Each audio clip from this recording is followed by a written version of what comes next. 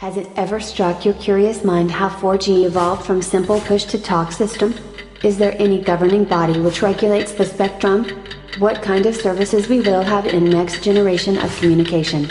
So friends, let's start the journey of wireless communication. Mobile radio telephones were introduced for military communications in the early 20th century. Car-based telephones was first tested in St. Louis in 1946. This system used a single large transmitter on top of a high-rise building. A single channel was used for sending and receiving, similar to a half-duplex system. To talk, the user pushed a button that enabled transmission and disabled reception. Due to this, these became known as push-to-talk systems in the 1950s. To allow users to talk and listen at the same time, IMTS, Improved Mobile Telephone System, was introduced in the 1960s. It used two channels, one for sending and one for receiving, bringing telecommunication to full duplex mode. In the 1970s, private companies have started developing their own system to evolve existing system further. Those private systems are Analog Mobile Phone System, used in America; Total Access Communication System and Nordic Mobile Telephone, used in parts of Europe; and Japanese Total Access Communication System, used in Japan and Hong Kong.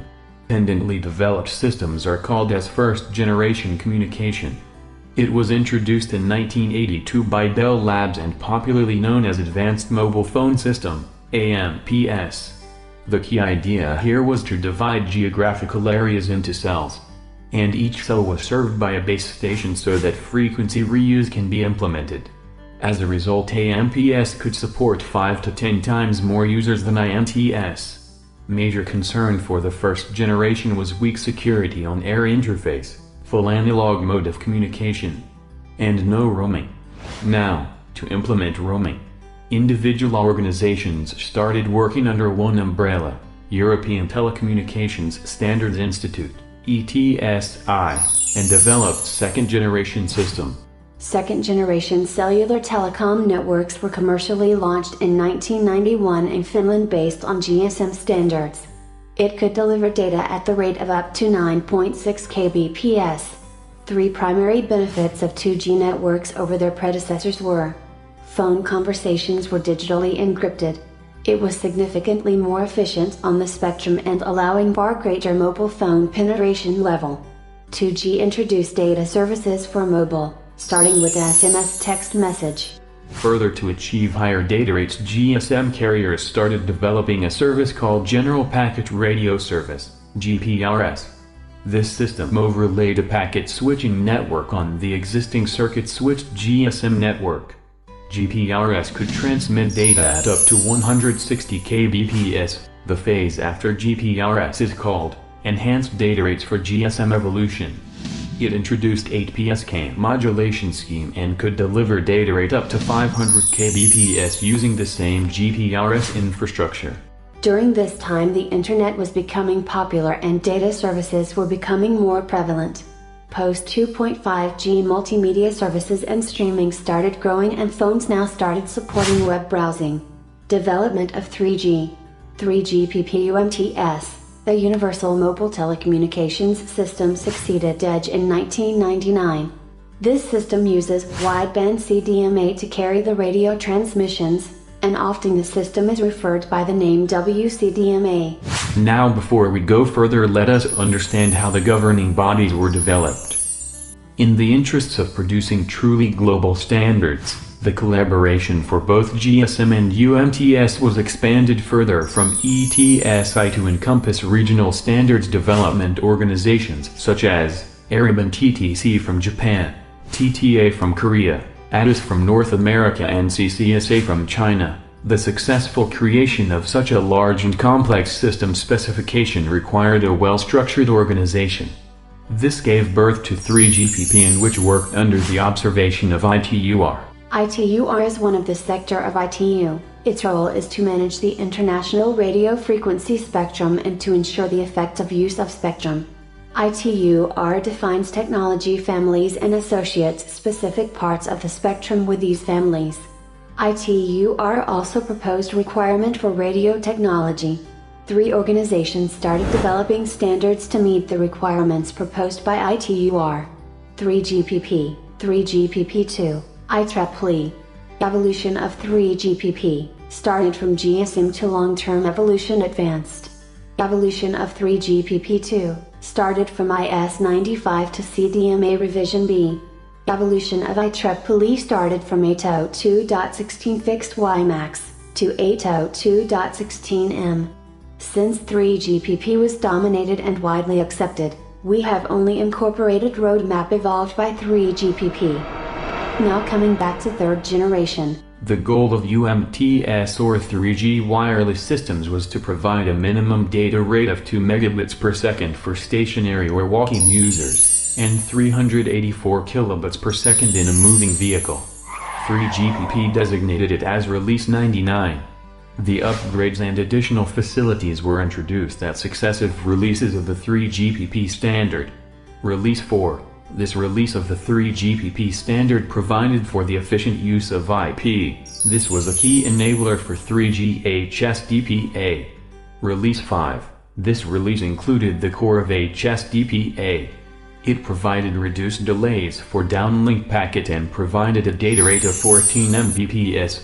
Release 6. This included the core of HSUPA. With a reduction in uplink delay, it enhanced uplink data rate of 5.74 Mbps. This release also included MBMS for broadcasting services. Release 7. This release of the 3GPP standard included downlink MIMO operation as well as support for higher order modulation of up to 64 COM. Either MIMO or 64 COM could be used at a time. Evolved HSPA Plus provides data rates up to 28 megabits per second in the downlink, and 11 megabits per second in the uplink. This brings us to the most awaited part, 4th generation system, long-term evolution. Initial goal of telecommunication was mobility and global connectivity, but as the technology evolved, the services started expanding. Now services were not restricted to voice and SMS only. For this expansion and efficient execution in long-term evolution, whole new architecture was adopted for both non-radio part, which is SAE, System Architecture Evolution, and radio part, using pure IP architecture, packet switching. To fulfill the requirement proposed by ITUR, study group formed, and LTE standardization began in 2004. Large number of telecom companies collaborated to achieve their common vision. In June 2005, Release 8 was finally crystallized after a series of refining. Some of the significant features of Release 8 were reduced delays for both connection establishment and transmission latency, increased user data throughput, increased cell edge bitrate, reduced cost per bit, implying improved spectral efficiency, simplified network architecture, seamless mobility, including between different radio access technologies, reasonable power consumption for the mobile devices. These requirements were fulfilled by advancement in the underlying mobile radio technology.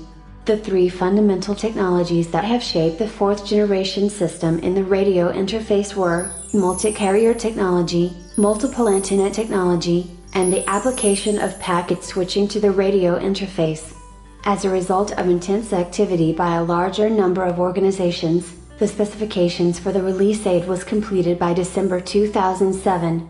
The first commercial deployment took place by the end of 2009 in Northern Europe. In the subsequent releases, multiple services such as multi-cell HSDPA, HeadNet, coordinate multipoint, carrier aggregation, massive MIMO and many more were targeted for a rich customer experience. Now it's time to move from services to multi-services approach. In other words, from LTE Advanced to Next Generation Communication System, which is 5th generation. Features have been planned to be added in the 5th generation or Next Generation system are pervasive networks, where a user can concurrently be connected to several wireless access technologies and seamlessly move between them. Group cooperative relay. This is a technique that is being considered to make the high data rates available over a wider area of the cell. Cognitive radio technology. It would enable the user equipment to look at the radio landscape in which it is located and choose the optimum radio access network. modulation scheme and other parameters to configure itself to gain the best connection and optimum performance. Smart antennas. Another major element of any 5G cellular system will be that of smart antennas. Using these, it will be possible to alter the beam direction to enable more direct communications and limit interference, also increase overall cell capacity. So friends, here we have covered history of wireless communication, starting from single-channel based push-to-talk system to multiple services based purely advanced digital communication system. In the future videos we will start exploring fundamental of advanced communication, which will help us to understand next generation systems.